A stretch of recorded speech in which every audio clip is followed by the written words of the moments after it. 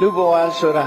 လိုချင်တာလည်းရမယ်မလိုချင်တာလည်းရမယ်တွေးချင်တာနဲ့လည်းတွေးမယ်မတွေးချင်တာနဲ့လည်းတွေးမယ်အဲ့ဒီထဲမှာအကောင်းနဲ့လည်းတွေးမယ်ဆိုးနဲ့လည်းတွေးမယ်အဲ့လိုကြုံတွေ့လာတဲ့လောကရဲ့သဘာဝလောကဓာတ်မုန်တိုင်းနဲ့တွေ့တဲ့အခါမှာကိုယ်စိတ်ဟာ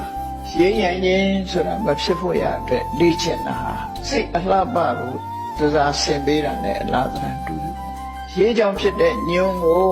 ရှည်နဲ့ပဲပြန်ပြီးတော့ဆေးကြောတန်းစင်ရတာဟုတ်လားဆေးတဲ့အခါမှာတန်ရှင်းစင်ကြယ်သွားတယ်ထို့တူပဲစိတ်ကြောင့်ဖြစ်နေတဲ့မတန်ရှင်းတဲ့ပူလောင်တဲ့သဘာဝတရားတွေကိုတတိပညာလုံလဝိရိယဆိုတဲ့အစွမ်းထက်တဲ့အရာတွေနဲ့တွဲဖက်ထားတဲ့စိတ်ကလေးနဲ့ကိုယ်စိတ်ရဲ့ပူလောင်မှုတွေအညစ်အကြေးတွေကိုစိတ်နဲ့ပဲပြန်ပြီးတော့သုတ်သင်ရှင်းလင်းကြရမှာဖြစ်တယ်အဲ့ဒီသုတ်သင်ရှင်းလင်းနည်းကိုမြတ်စွာဘုရားကဟောကြားတယ်ဘုရားတရားနာရတယ်ဆိုတာအဲ့ဒီအသည့်တွေရပြီးတော့လောက်ကြဖို့လုပ်တယ်ပေါ့နော်မလုပ်ဘဲနေရင်တော့မရဘူးဘယ်ဟာမှ